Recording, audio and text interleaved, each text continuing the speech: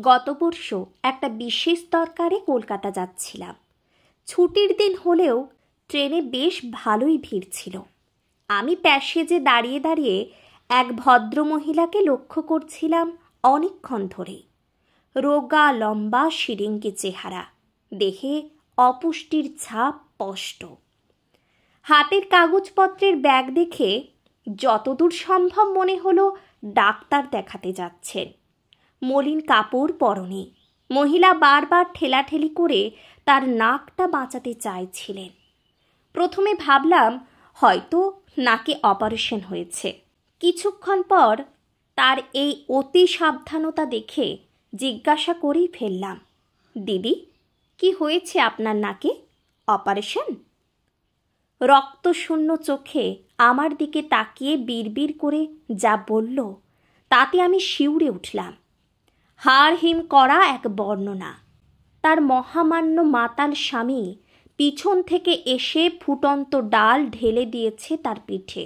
যন্ত্রণায় মাটিতে পড়ে যেতেই থান ইট দিয়ে থেতলে দিয়েছে তার নাক মুখ।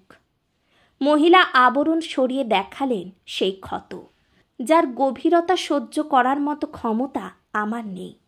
মহিলার চোখের দৃষ্টি মরা মাছের মতো, কথা বলায় কোনো প্রাণ নেই, অথচ অদ্ভুতভাবে সিঁথিতে টকটকে টাটকা সিঁদুর, কপালে দগদগে একটা লাল টিপ। স্বামীর একটা কল্যাণ আছে না? আরও বলল সে এখন পিজিতে ডাক্তার দেখাতে যাচ্ছে, সঙ্গে যাচ্ছে তার বৌমা। ছেলে নয়, স্বামীও নয়, বৌমা। আমি আর এক পস্থ অবাক হয়ে ঘাড় ঘুরিয়ে পিছনে ফিরে তাকাতেই দেখি বছর 21-22 একটা মেয়ে, প্রায় 8 মাসের পোয়াতি অবস্থায় শাশুড়িকে নিয়ে চলেছে ডাক্তারের কাছে। আমি জিজ্ঞেস করলাম, তোমরা থানা পুলিশে জানাওনি? তারা কোনো অ্যাকশন নেয়নি? মেয়েটা হতাশ হয়ে বলল, আমরা দিন আনি দিন খাই দিদি। বিয়ে দিয়ে গা ঝেড়ে দিয়েছে বাপের বাড়ি। বছরে 2-1 দিনের জন্য যাই, মাংস ভাত খাই, এই অবধি ঠিক আছে। এর চেয়ে বেশি কিছু সেখানে চলবে না। কি করব বলো?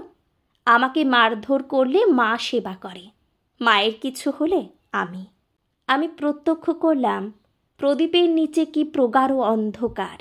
বধূ নির্যাতনের যে মামলাগুলো কোর্ট পর্যন্ত যায়, সেগুলো একটা বিরাট অংশ মিথ্যা মামলা।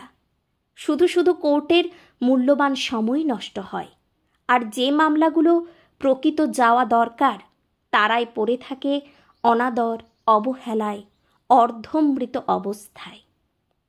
সঙ্গতি, সাহস আর সংস্কারের অভাবে কত মেয়ে বউ এভাবে শোষণের শিকার।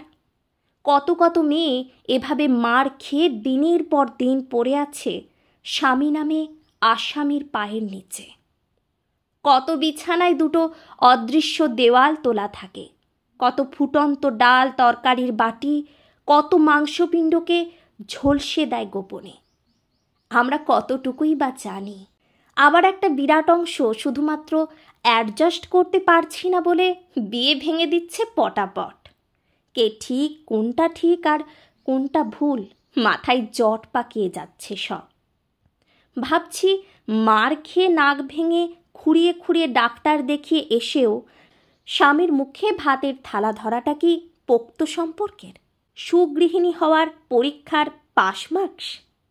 নাকি সমাজের চোখে হ্যাপি কাপল তকমা পাওয়া একটা প্রায় মৃত সম্পর্কের জট ছেড়ে বেরিয়ে আসতে চায় যারা, তারা বাচাল? ভাবতে ভাবতে এসে যায় শেষ স্টেশন।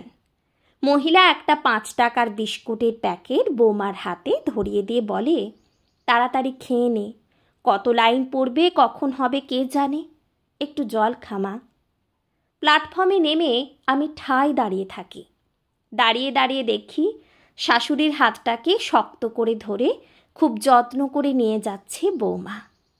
অতি ভারী পেট, সঙ্গে 1 পেট খিদে নিয়ে এই অবস্থায় তার ভীষণ কষ্ট হচ্ছে, তবুও হাত ছাড়ছে না অন্যজনের।